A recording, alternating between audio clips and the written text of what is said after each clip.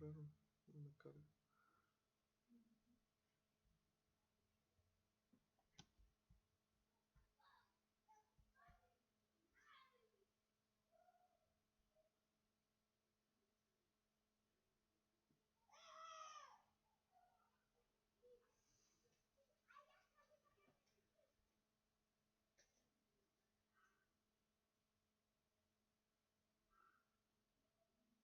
Ahí está, ya me cargó.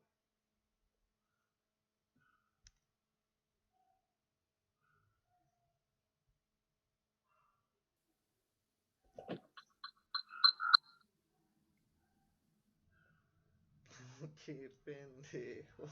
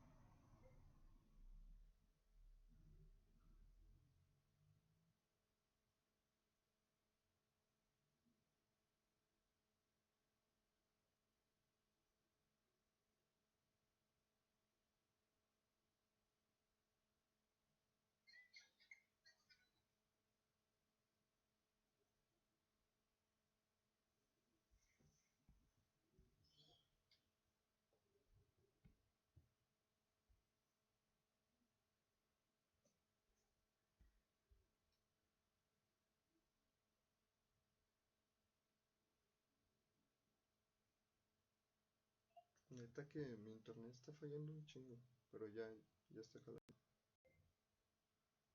Chingado.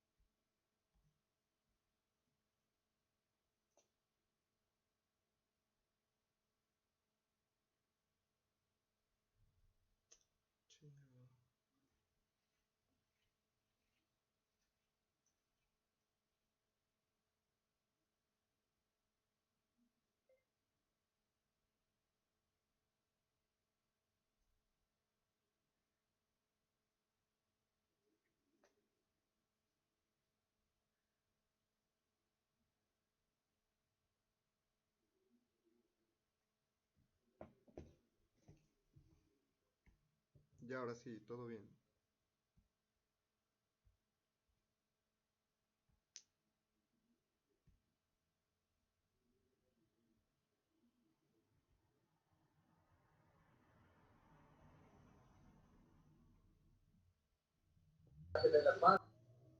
Se ve en mi pantalla, ¿verdad? Sí ve en mi pantalla, ¿verdad?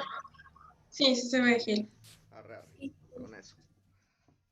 Bueno, buenas tardes, chicos. Yo soy Emily. Yo les voy a dar este tema de flujo sanguíneo cerebral y líquido cefalorraquídeo. Y pues vamos a comenzar.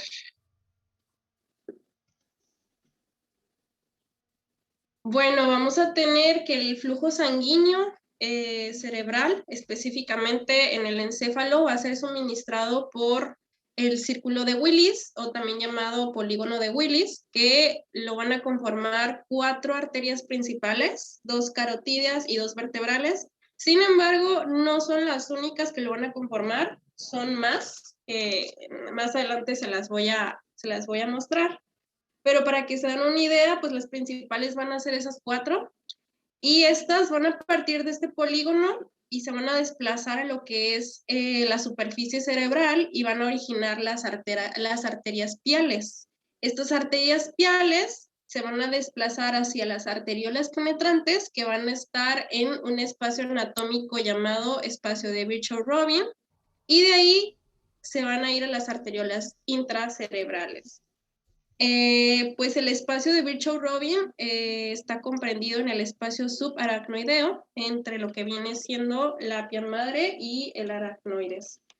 Importante recalcar que el polígono de Willis pues va a ser un lugar donde se van a anastomosar muchas arterias que van a nutrir al cerebro en la base de este, y se va a encontrar en la parte inferior del cerebro, y pues a través de este va a fluir sangre que va a irrigar gran parte del encéfalo.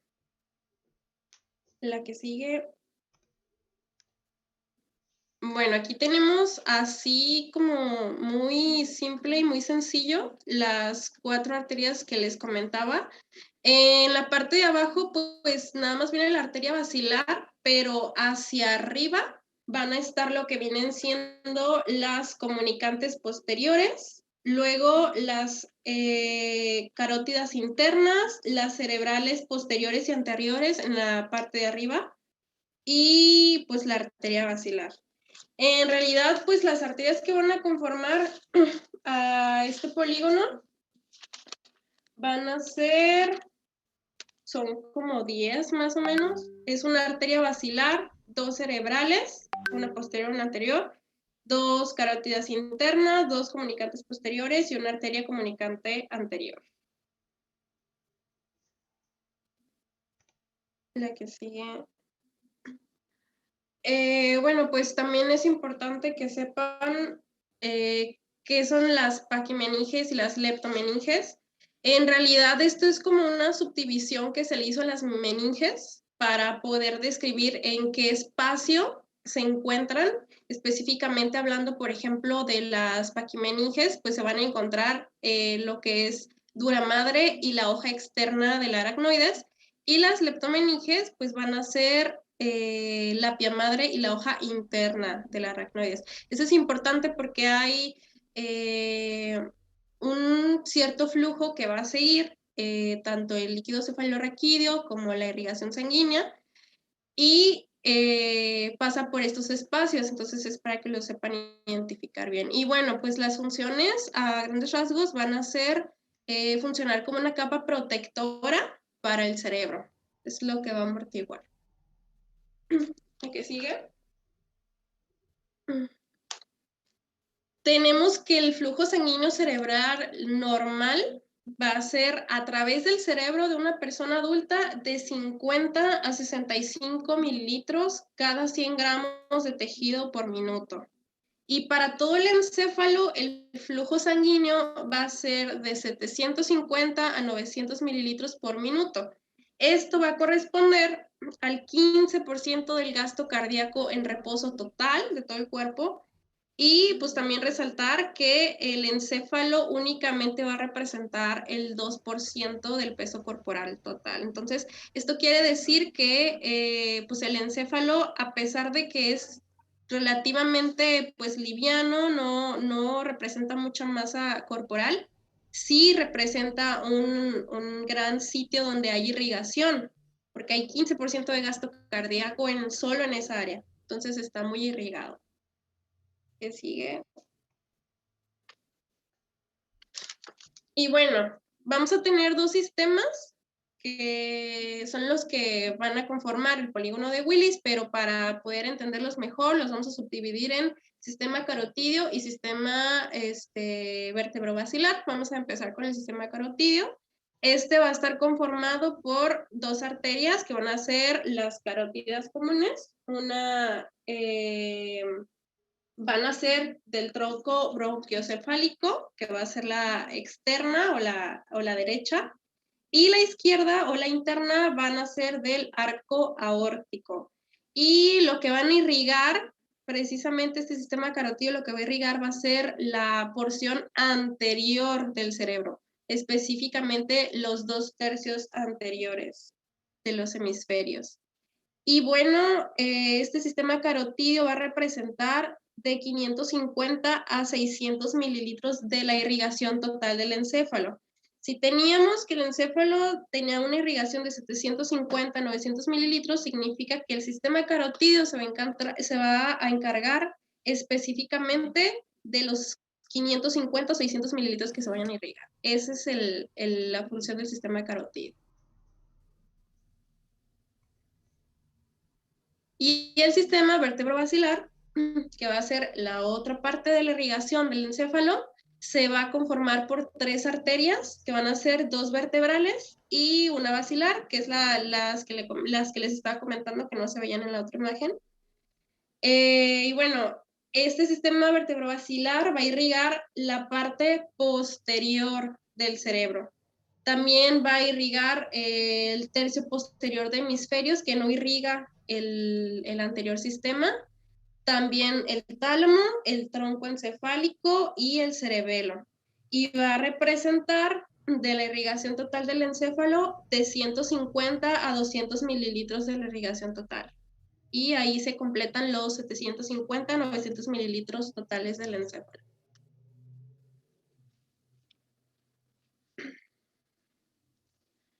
Ahora, la regulación del flujo sanguíneo va a estar mediada por factores metabólicos muy importantes, entre los cuales vamos a destacar 4, que van a ser la concentración de dióxido de carbono, la concentración de hidrogeniones, la concentración de oxígeno o potencial de oxígeno, y las sustancias que van a ser liberadas por los astrocitos. Y vamos a explicar cómo regulan cada uno del flujo sanguíneo.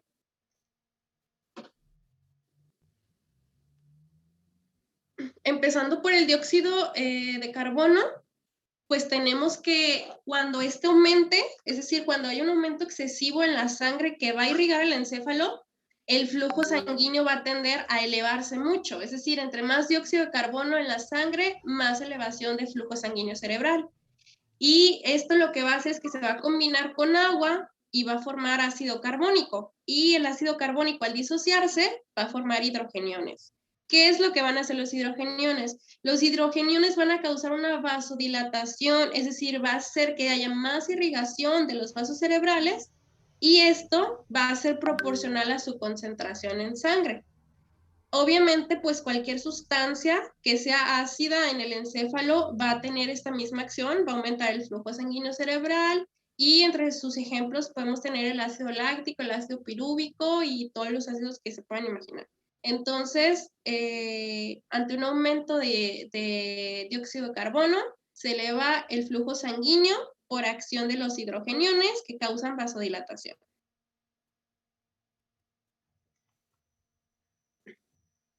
Y aquí tenemos una tablita que venía en el Guyton. Es importante para entender cómo funciona el potencial del dióxido de carbono en la sangre y cómo se eleva el flujo sanguíneo.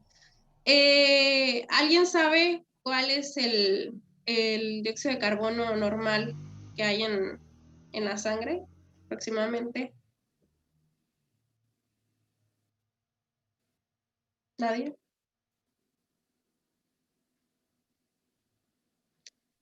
Bueno, pues el valor normal de dióxido de carbono en la sangre es aproximadamente de 40 milímetros de mercurio. Ahí por eso una tablita dice normal. Son 40 milímetros de mercurio, que es lo normal en la sangre.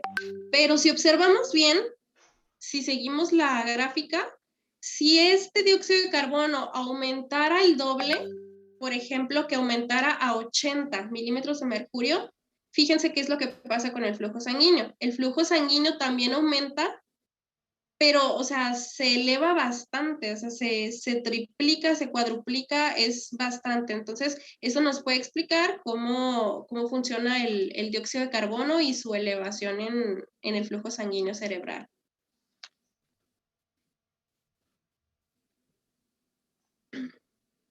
Ahora, hablando sobre el control de hidrogeniones y del dióxido de carbono en el flujo de sangre, vamos a tener que, pues como ya les había comentado, la elevación de hidrogeniones dijimos que iba a elevar el flujo sanguíneo, pero también va a tener otra acción que es reducir la actividad neuronal y esto como resultado nos va a dar una elevación del flujo sanguíneo que a su vez va a retirar los hidrógenos, el dióxido de carbono y los ácidos del tejido cerebral.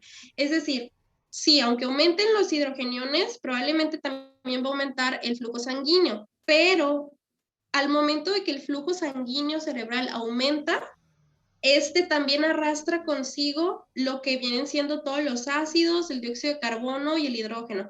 Por eso funciona como un sistema de regulación, porque a pesar de que va a elevar el flujo sanguíneo también va a tratar de regularlo por medio de ¿qué? De retirar el hidrógeno, de retirar el dióxido de carbono y los ácidos del tejido cerebral. Ahora, que si disminuye el dióxido de carbono, esto lo que va a provocar es que va a eliminar el ácido carbónico de los tejidos. Y ya habíamos dicho que entre más ácido esté la irrigación del encéfalo, pues más va a aumentar el flujo sanguíneo. Entonces, al disminuir el dióxido de carbono y eliminar el ácido carbónico, pues obviamente va a regular también el flujo sanguíneo.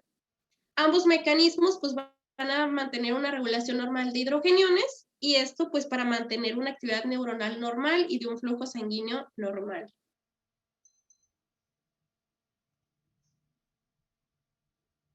En cuanto al oxígeno, ¿cuál va a ser su papel en esta regulación? Pues primeramente tenemos que tener bien en claro que el tejido cerebral va a usar el oxígeno con esta formulita que se tienen que aprender, que van a ser 3.5 más menos 0.2, no es 2, es 0.2, mililitros por cada 100 gramos de tejido por minuto. Eso quiere decir que en 100 gramos de tejido por minuto va a utilizarse aproximadamente de 3.3 a 3.7 mililitros de oxígeno en el cerebro. Y cuando hay un flujo sanguíneo del encéfalo que es deficiente, es decir, que no llega suficiente sangre al cerebro y por ende no llega suficiente oxígeno, va a suceder un fenómeno en el que va a suceder una vasodilatación inmediata. Es decir, el cerebro al darse cuenta que no recibe sangre y obviamente pues no va a recibir oxígeno porque no recibe sangre, va a activar que todas sus arterias, todos sus vasos se dilaten para que haya más flujo y por ende pues aumente este flujo y aumente el oxígeno. Generalmente esta activación sucede cuando el flujo disminuye a menos de 30 milímetros de mercurio y esta vasodilatación inmediata pues lo que va a hacer es restablecer este flujo y la oxigenación correspondiente al cerebro. Sin embargo, también hay que tener en cuenta que si disminuye muchísimo, también puede ser peligroso. Si disminuye a menos de 20, ya nos puede provocar un coma y probablemente pues la muerte.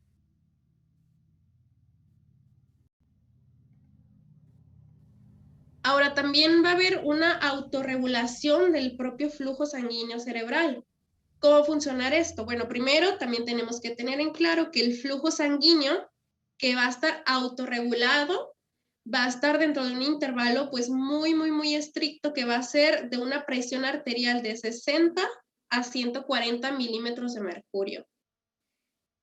Puede ascender, sí, puede subir más de 140 milímetros de mercurio hasta 160 o 180 milímetros de mercurio y aún así el flujo sanguíneo se puede autorregular, pero como todo lleva un riesgo y el riesgo en el caso de que el flujo sanguíneo aumente es una hemorragia. En caso contrario, si los valores descendieran, es decir, que tuviéramos una presión menor de 60 milímetros de mercurio, se sufre pues un descenso peligroso y también puede provocar, en este caso puede provocar coma, puede provocar la muerte.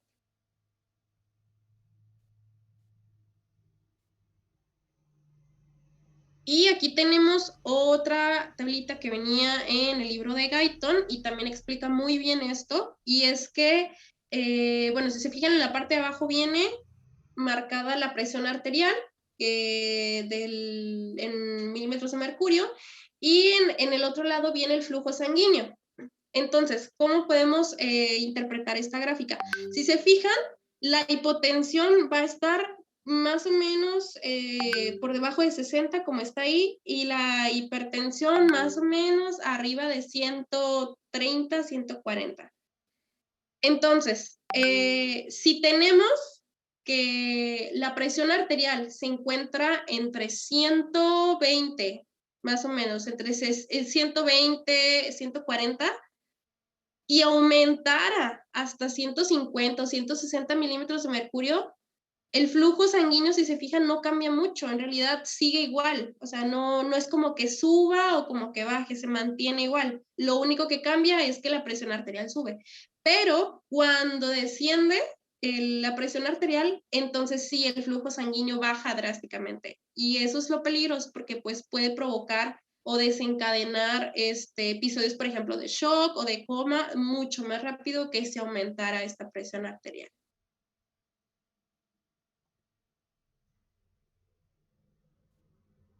Y bueno, también vamos a tener la participación del sistema nervioso simpático en esta regulación. ¿Y cómo lo va a hacer? Pues bueno, la estimulación simpática lo que va a hacer es ocasionar una vasoconstricción de arterias cerebrales grandes.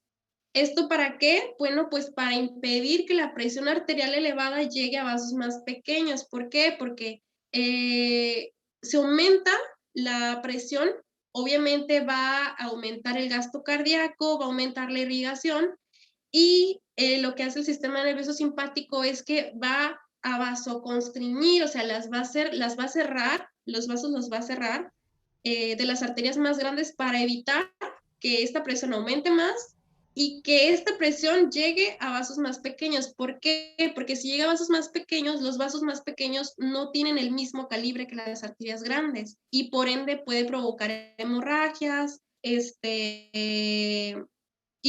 bueno, principalmente puede provocar hemorragias porque no van a aguantar la potencia con la que va llegando la sangre.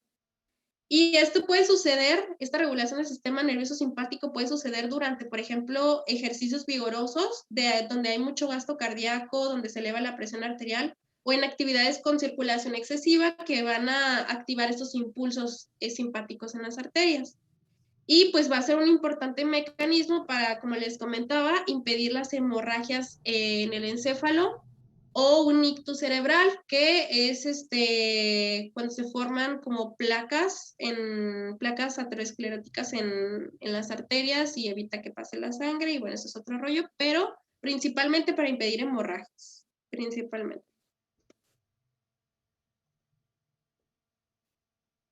Y vamos a tener también una microcirculación cerebral.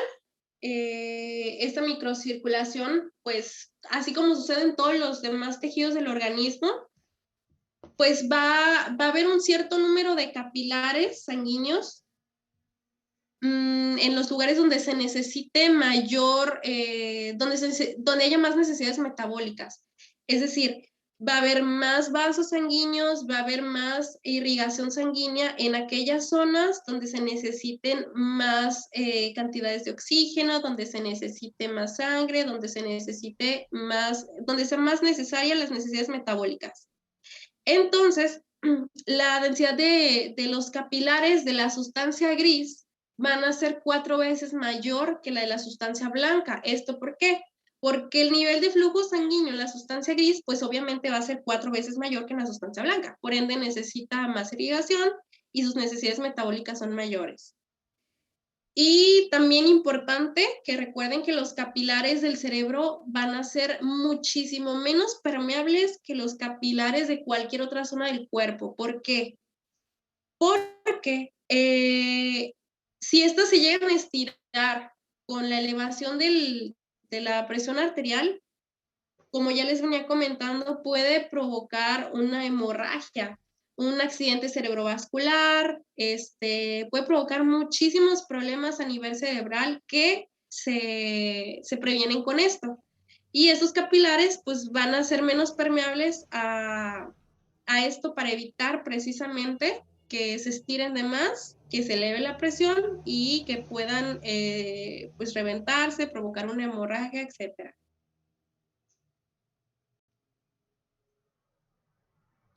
Ahora vamos a pasarnos al sistema del líquido cefalorraquídeo, pero antes de pasar a esto, ¿tienen alguna duda sobre flujo sanguíneo cerebral?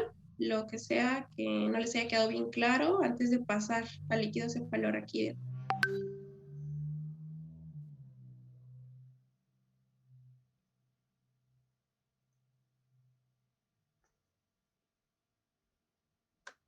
¿No hay dudas? No. Todo bien. Ok. Bueno, el sistema de líquido cefalorraquídeo va a comprenderse en lo que viene siendo el encéfalo y la médula espinal. Sin embargo, aunque la cavidad de estas dos secciones va a comprender de 1.600 a 1.700 mililitros, solamente 150 mililitros van a estar ocupados de líquido cefalorraquídeo. El resto va a ser meramente por masa de encéfalo y de médula espinal. Entonces, la cavidad entre encéfalo y médula comprende 1.600 a 1.700 mililitros, pero solo 150 mililitros son de líquido cefalorraquídeo. ¿Y dónde vamos a poder encontrar este líquido cefalorraquídeo? Pues se va a encontrar principalmente en los ventrículos cerebrales, principalmente en los laterales, en las cisternas que rodean externamente el encéfalo, en el espacio subaracnoideo y en la médula espinal.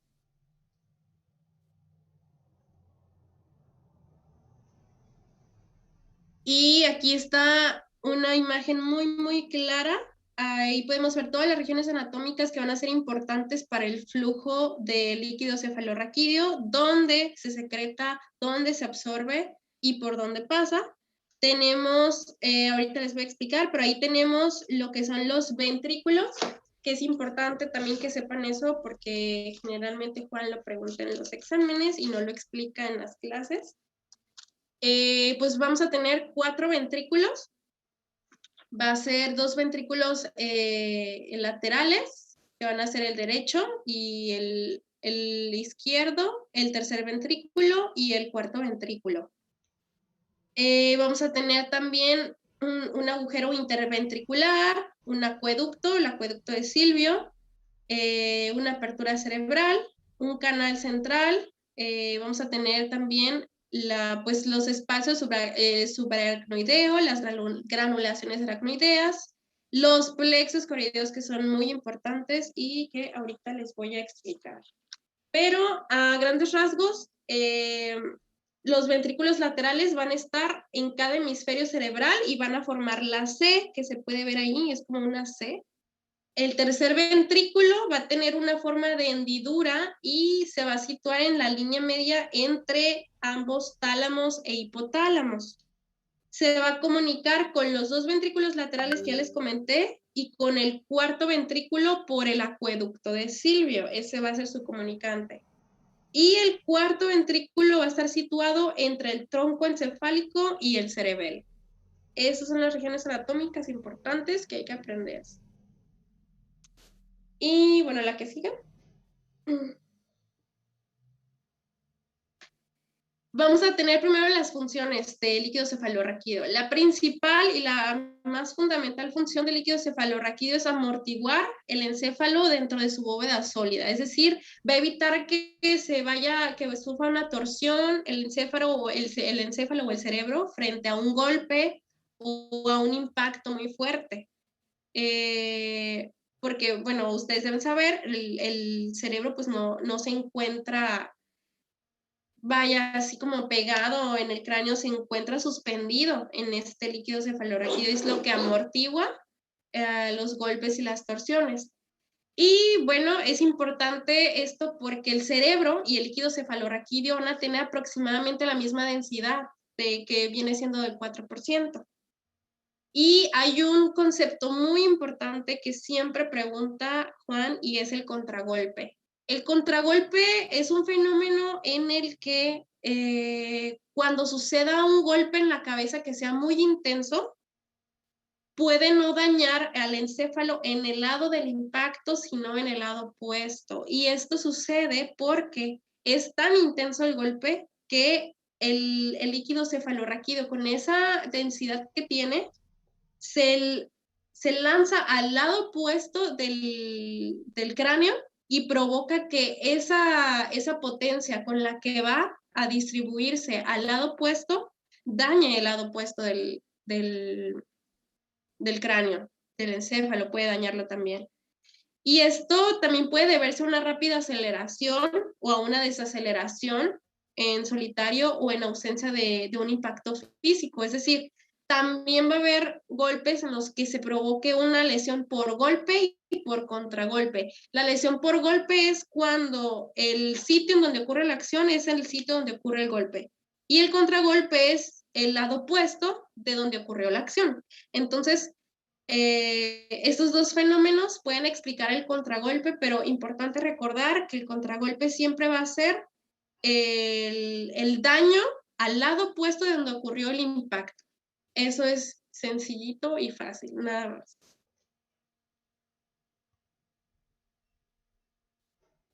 Y bueno, vamos a ver la formación, el flujo y la absorción del líquido cefalorraquídeo. Pues esto es bien importante, también se pregunta mucho, y es cuánto es la cantidad de líquido cefalorraquídeo que se forma al día, y es medio litro, 500 mililitros diarios son los que se forman diario, y alrededor de 2/3 de esos 500 mililitros se van a secretar a partir de los plexos coroideos en los 4 ventrículos, porque hay un plexo coroideo por ventrículo, entonces hay 4 plexos coroideos en los 4 ventrículos, y principalmente esta secreción va a surgir de los ventrículos laterales. De ahí va a surgir principalmente, pero en los 4 se va a generar. El resto, el tercio restante de la secreción se va a producir en la superficie ependimaria de todos los ventrículos y también en la aracnoides.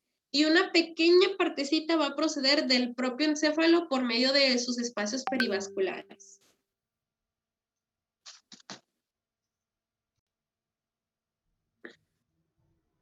El flujo. Bueno, primero vamos a tener que los principales canales para el líquido cefalorraquídeo pues van a nacer de los plexos coroideos, porque pues en los plexos coroideos es donde se secreta la mayor cantidad de líquido cefalorraquídeo, entonces pues es obvio eso.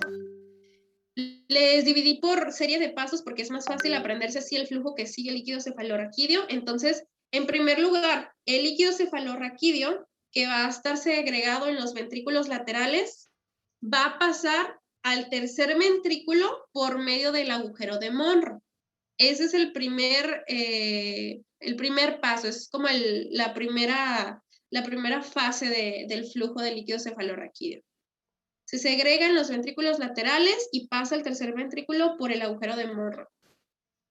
Cuando llega al tercer ventrículo, va a pasar al cuarto ventrículo por medio de otra región atómica que se llama el acueducto de Sylvia. Cuando ya está en el cuarto ventrículo, va a salir por medio de 3 orificios, que van a ser los 2 agujeros laterales de Luschka y un agujero central de Magendie. ¿Y hacia dónde se va a ir este líquido? Hacia la cisterna magna, es decir, del cuarto ventrículo pasa por estos 3 orificios hacia la cisterna magna. Ya en la cisterna magna, el líquido cefalorraquídeo va a ascender por los espacios subaracnoideos y de aquí va a penetrar por las vellosidades aracnoideas donde se va a absorber. Eso es técnicamente lo que va a suceder con el flujo. Y aquí tenemos una imagen, hasta tiene las flechitas de por dónde y todo. Dijimos que lo primero que sucedía era la secreción en los ventrículos laterales. De los ventrículos laterales pasa al tercer ventrículo por el agujero de Monro. De ahí, del tercer ventrículo pasa al cuarto ventrículo por el acueducto de Silvio. Y del acueducto de Silvio va a llegar a la cisterna magna, y de la cisterna magna se va a ir por todas esas flechitas que se ven como en la periferia, es por donde se va a ir a las vellosidades aracnoideas, y pues es donde se va a absorber. Esas proyecciones digitiformes de la aracnoides Pues van a ser bien importantes porque aquí técnicamente es donde se va a llevar la absorción del líquido cefalorraquídeo. Y bueno, ahorita adelante les voy a explicar bien esto.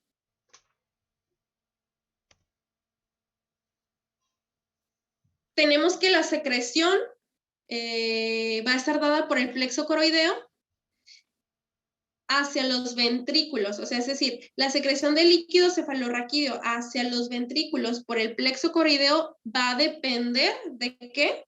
De un transporte de iones de sodio. También es importante, también se pregunta mucho, ¿por qué va a estar mediado por el transporte de iones de sodio? Porque los iones de sodio van a arrastrar consigo iones de cloro. Entonces, si recuerdan, uno es catión, el otro es anión, y como pues son contrarias, se van a atraer, y por ende, pues el sodio va a arrastrar el cloro. Y en conjunto, el sodio y el cloro, lo que van a hacer es elevar el cloruro sódico en el líquido cefalorraquídeo, y esto va a provocar una ósmosis de agua para aportar el líquido de la secreción.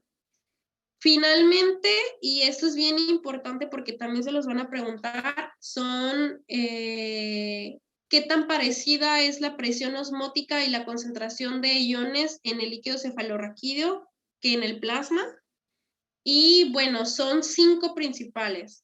La presión osmótica aproximadamente va a ser igual que la del plasma, es decir, una presión osmótica de aproximadamente 300 más menos 10.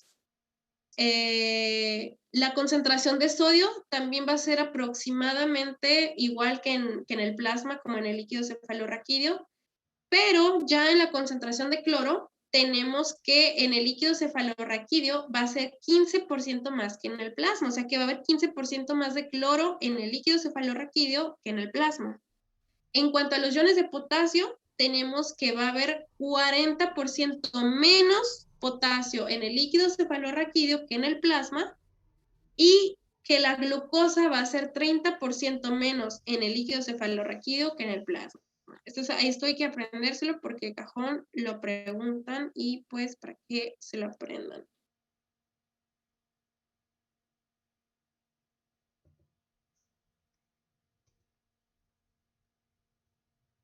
Ahora, la absorción del líquido cefalorraquídeo se va a reabsorber por las vellosidades aracnoideas, las que ya les había comentado, específicamente las proyecciones digitiformes de estas vellosidades, y estas van a ir dirigidas a los senos venosos.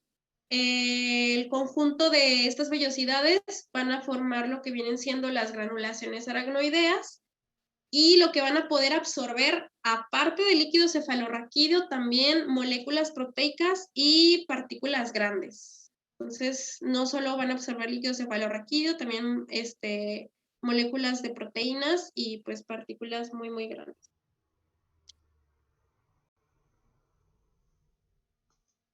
Y en cuanto a los espacios perivasculares y líquido cefalorraquídeo, pues estos van a ser el sistema linfático especializado del encéfalo. Lo que van a hacer es que este espacio va como a filtrar o almacenar las proteínas que entren al espacio intersticial del cerebro para que éstas puedan salir a los espacios subaracnoideos, se mezcle con el líquido cefalorraquídeo y se absorba en las vías aracnoideas. Este espacio perivascular se va a dar porque los vasos sanguíneos que irrigan el cerebro y la pía madre, pues se va a encontrar poco adherida, es decir, la pía madre no va a estar tan adherida a los vasos sanguíneos, y entre el vaso sanguíneo y la pía madre va a haber un pequeño espacio en el que se va a formar específicamente pues el espacio perivascular. Y pues ya les había comentado, va a funcionar para que fluyan estas proteínas que se filtren en el espacio intersticial, salgan a los espacios subaracnoideos, se mezcle con el líquido cefalorraquídeo y se absorba con las vellosidades aracnoideas. Además de las proteínas, también van a sacar del encéfalo sustancias extrañas, como leucocitos muertos o residuos infecciosos en caso de por ejemplo, de una infección en el encéfalo. También van a tener un papel muy importante en eso.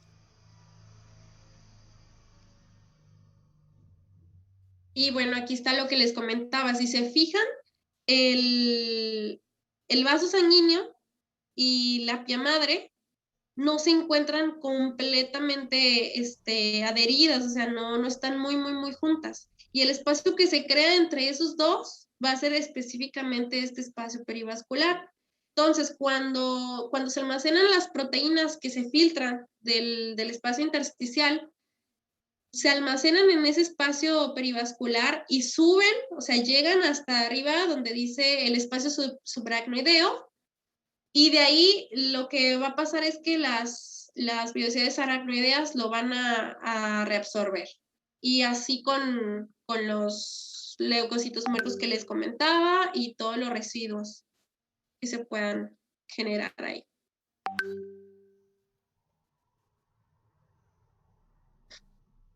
Eso también es muy importante. Pues más que nada lo más importante de todo eso son los valores, es lo que deben aprenderse mejor. Entonces, en cuanto a la presión del líquido cefalorraquídeo, tenemos que la presión normal en una persona acostada, importante, en una persona acostada, porque la presión del líquido cefalorraquídeo en una persona que esté haciendo ejercicio va a ser muy diferente. Pero para hacer análisis y para tener una media, la presión normal en una persona acostada va a ser de 130 mililitros de agua o de 10 milímetros de mercurio. Yo les sugiero que se aprendan más, los milímetros de mercurio son más manejables clínicamente, entonces, pues igual cualquiera de los dos está bien, pero son 10 milímetros de mercurio. Y bueno, pues importante recalcar que la velocidad normal de la formación del líquido cefalorraquídeo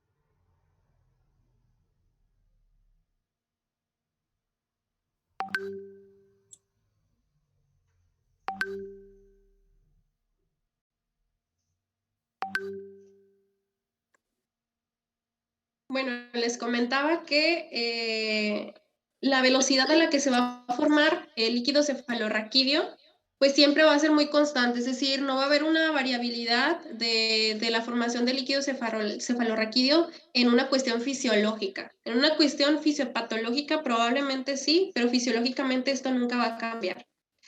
Y bueno, también importante esto que son la función de las vellosidades aracnoideas, además de la absorción, es que también van a funcionar como unas válvulas, porque van a permitir que sin problemas salga el líquido cefalorraquídeo, pero va a impedir que suceda un fenómeno retrógrado de sangre en sentido opuesto. Es decir, el líquido cefalorraquídeo va a poder salir hacia la sangre, pero jamás la sangre va a poder entrar al líquido cefalorraquídeo. Entonces, esta función de válvulas va a ser importante en las vellosidades aracnoideas y lo que va a permitir es que pues el líquido cefalorraquídeo fluya normal a la sangre cuando su presión supere el 1.5 milímetros de mercurio de la sangre de los senos venosos.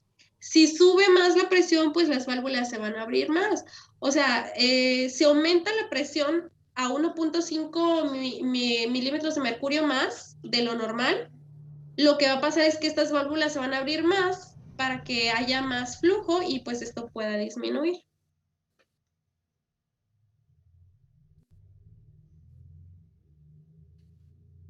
Y también importante las barreras hematocefalorraquídea y la hematoencefálica.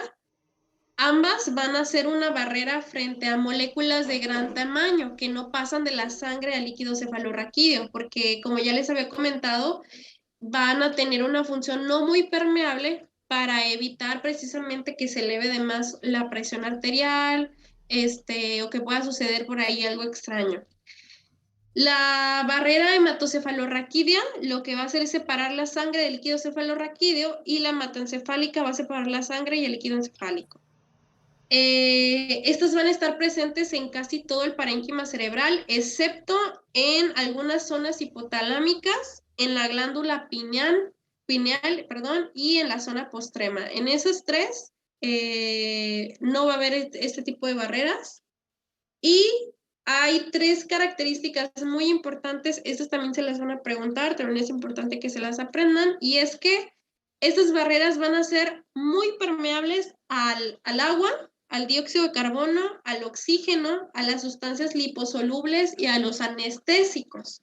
Van a ser parcialmente permeables a electrolitos como sodio, cloro y potasio, y van a ser casi totalmente impermeables a las proteínas plasmáticas y a las moléculas grandes no liposolubles. ¿Por qué? Pues porque, como ya habíamos dicho, lo que van a hacer estas barreras es que no van a permitir el paso de moléculas de gran tamaño. Entonces, obviamente no van a ser permeables, por ejemplo, a una proteína o a algo muy, muy grande. Por eso es que el agua, el dióxido de carbono y el oxígeno y las sustancias que son liposolubles, pues pasan muy fácilmente a comparación de moléculas grandes. Esa va a ser la diferencia.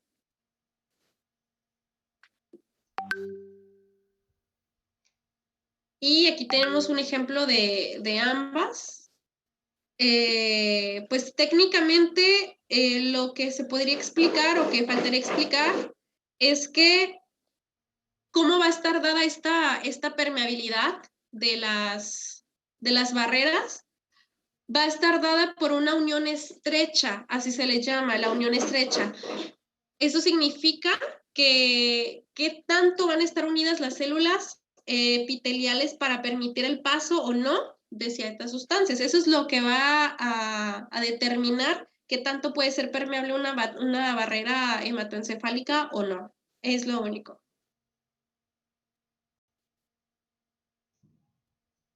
Y en cuanto al metabolismo cerebral, tenemos que en estado de reposo va a suponer el 15% del metabolismo total del organismo, a comparación de la masa corporal total que supone el encéfalo, que ya habíamos comentado era del 2%.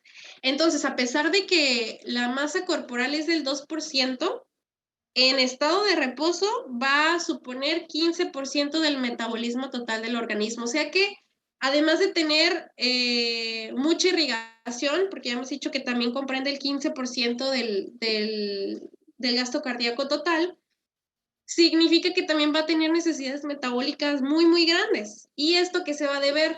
Pues esto se va a deber por las neuronas, principalmente. Este exceso de metabolismo que supone el cerebro, pues va a ser principalmente por las neuronas, ya que las neuronas van a tener una mayor necesidad metabólica porque van a bombear sodio y calcio al exterior de las membranas y van a meter potasio. Esto obviamente pues necesita de mucha energía, necesita de mucho gasto metabólico y por ende necesitan más, más pues una cantidad mayor del metabolismo del organismo. Y la mayor parte de esta actividad neuronal va a depender de la liberación principalmente de glucosa y de oxígeno desde la sangre, segundo a segundo. Es decir, hay tejidos que pueden, por ejemplo, sobrevivir cierta cantidad de tiempo, minutos, sin oxígeno o sin glucosa, pero las neuronas no. Lo que sucede es que cuando se corta como esta liberación de glucosa y de oxígeno, es que mueren.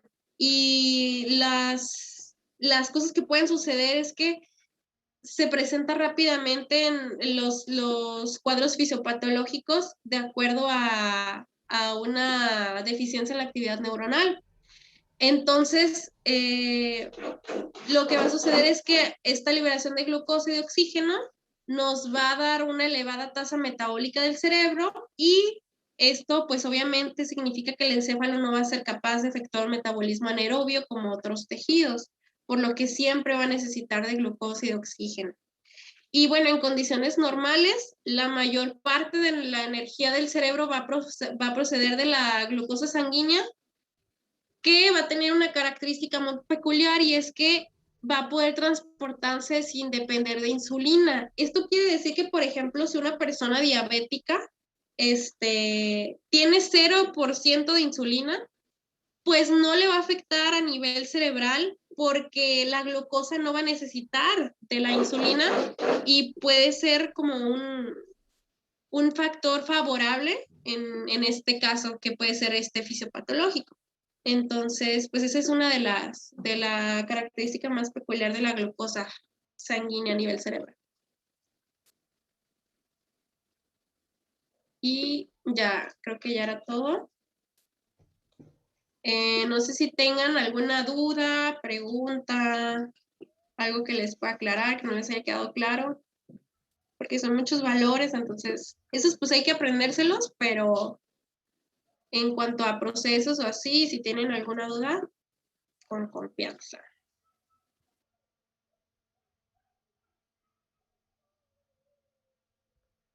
Sí, hay mucho ojo, porque Juan nomás se brinca las diapos de, de alguno de estos temas. Así que si tienen duda, pues pueden decirle. O sea, se brinca esas diapos, pero sí pregunta por esos temas. No quiere decir que no pregunte. Sí, o sea, la cosa es que como no le toma mucha importancia porque cree que ustedes lo leen, o sea, lo da por hecho, en el examen lo pregunta, pero no le expliquen a clase, nomás les pasa. No, y pues a partir del neurofisio ya no expone con dibujitos, expone con diapos. Un Así que día, por esa pero parte, parece que lo traen acarreado porque no explica mucho, pues con diapos no me las pasa. les da como si fuera historias de Instagram. Sí.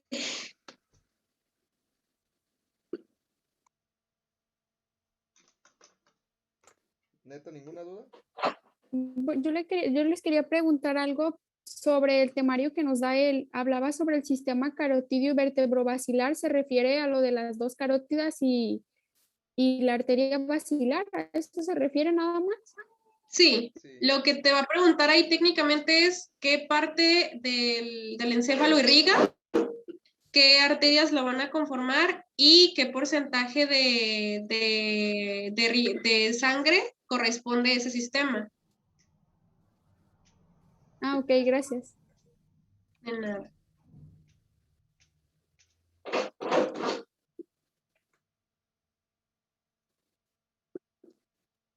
Entonces, pues si no hay más dudas, seguros, porque el Forms está como examen de Juan. Confirmo.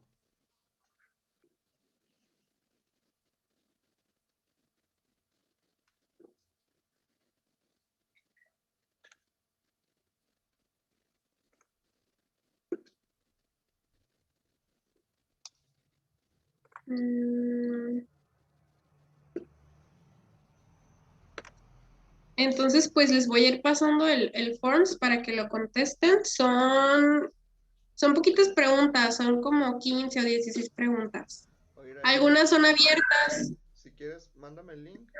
Yo yo lo comparto en pantalla y lo vamos retroalimentando. Ah, ok, perfecto. Entonces déjate lo paso.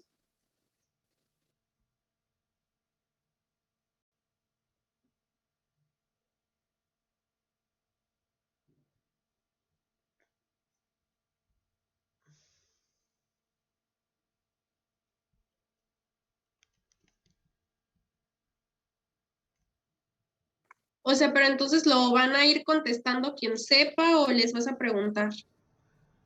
Simón, Simón, quien sepa, y si no dice nada, pues preguntas directamente.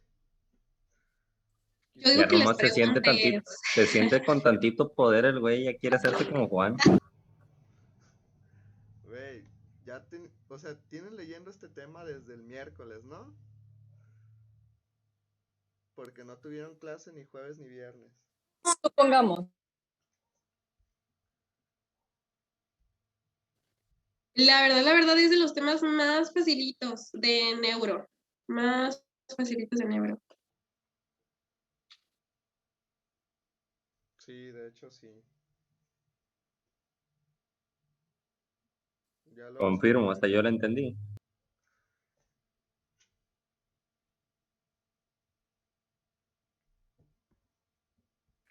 Gil, ya te pasé el forms, ya, ¿sí lo pudiste abrir? A ver, déjame ver. Te lo puse en el chat. ¿Del taller o a mi chat? No, a tu chat, aquí es un.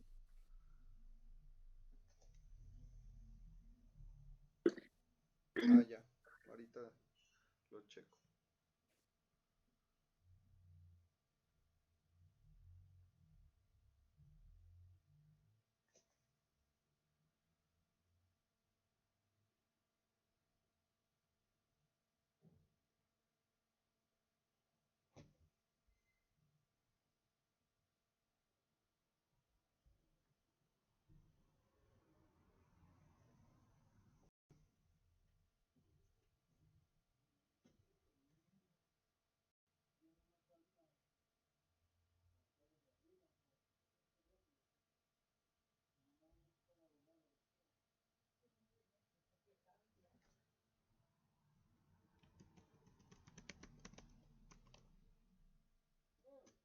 ¿Y cómo les fue en su examen siempre?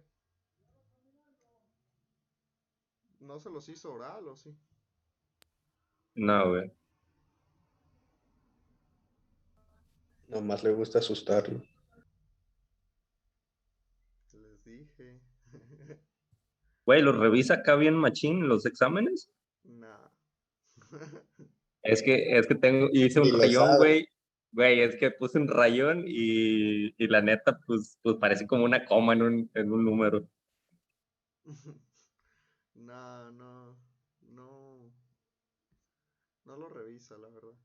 Bueno, yo siento que no, pues. A todo mi Es- salón le puso 95, casi, a unos 90.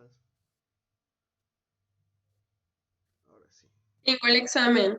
del primero. ¿A poco? Yo pensé que todos les había puesto 100. No, o sea, yo digo calificación normal, que a casi todos les puso Ah, 95. sí, de FISO sí en general, sí. Y eso porque no revisó el último examen. Ey. En el que la cagó el Gil. ¿Los siguientes son los pesados? Neuro, ¿cómo fue el examen de neuro? Pues igual, pero sí venían muchitas preguntas, ¿no? Sí, eso sí, ajá. Eso sí se las van a hacer en plataforma, pero sí son muchitas preguntas y les pone tiempo y los ve por la cámara y así. Todo el rollo. Ey, sí, eso sí. Pues va, miren, son sencillitas. ¿Alguien que nos pueda decir la primera?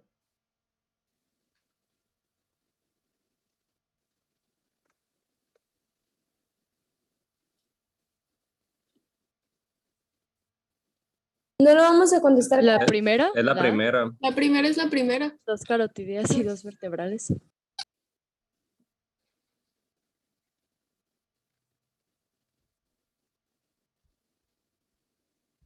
La segunda.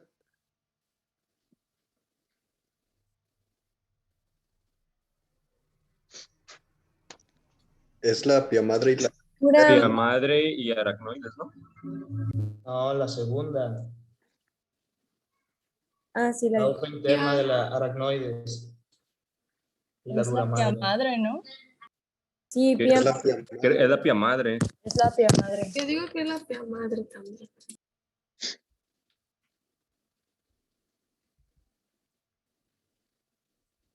La tercera. Es la dura madre y la hoja externa de la La ul- aracnoide. Son al revés esas dos, ¿no? La También. No, así están bien. No, son así. es Así dura están bien. madre y la... Seguro. Sí, están bien. Sí, están bien. Así la dejo entonces. 0 Sí. puntos, pinche Gil, ni para hacer exámenes es bueno. Ay, la hice yo. Ay, perdón. ¿Quién fue? ¿Quién fue para preguntarle? Jonás Madera. Se fue. Pregúntame, era, esa otra es la de 750 y 900 mililitros. Ajá. Ay, no, pues está bien facilita. Ah, bueno, pues querías preguntar, ahí está. Si le haya a las TIC. Y está mal, ¿eh? La respuesta está mal. 2065 en Es personas. la segunda, ¿no? Sí. Ah, sí, cierto, Que perdón. sigue El es Gil la me de puso nervioso. 750.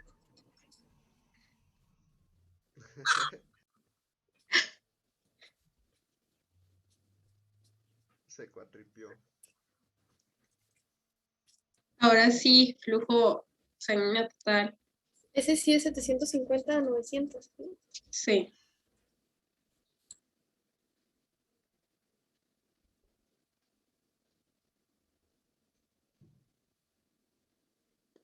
Y es el 15%.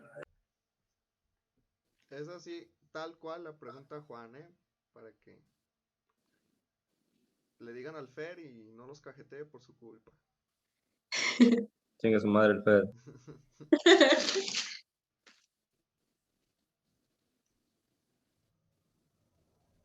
Carotidi.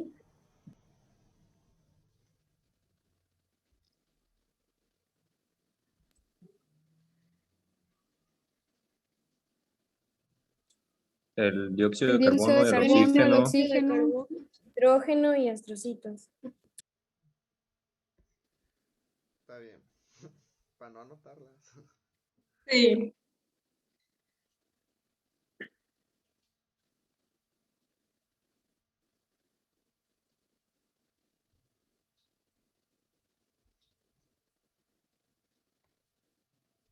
¿De 60 a 140?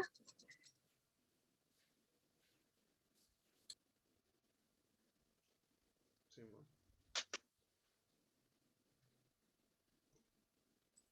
¿Ahí sí eran los 150 mililitros o era el 1 litro 600 a 1,900? O 1,700. No, 150. 150, Porque ¿verdad? Ajá. Los 1600 a 1700 mililitros corresponde al volumen total, pero no al líquido cefalorraquídeo.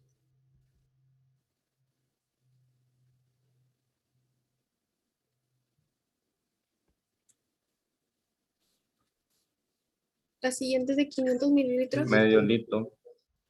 Sí. Simón.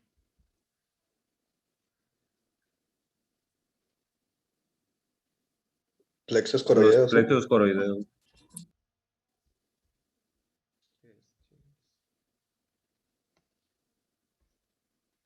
El acueducto de El Silvio. acueducto de Silvio. Silvio. Bueno, ya sí. Al cabo ni vale. Es lo que estaba pensando, que no tiene puntos. Las vellosidades aracnoideas. A, P.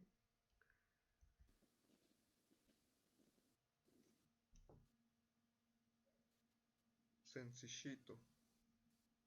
Los Las electrolitos. dos menos las proteínas plasmáticas son las que no. Parcialmente solo Más es bien una. son los electrolitos, ¿no? Porque los otros sí son permeables. Exacto, Itzuri. Así es. Y por último,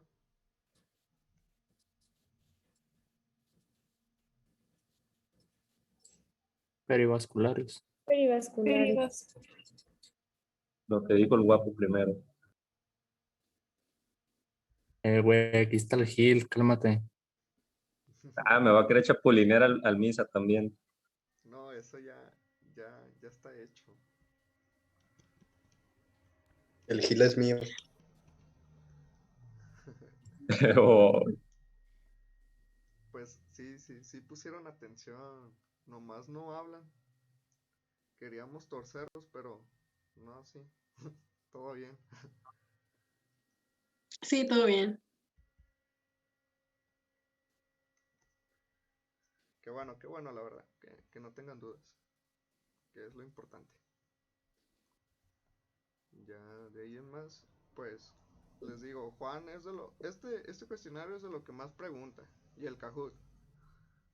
Y yo creo que si se aprenden esas preguntas, pues obviamente Juan se las va a pelar, ¿eh?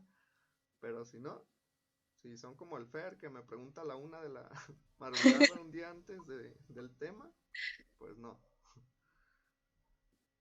Igual si tienen dudas, pues nos mandan mensajes.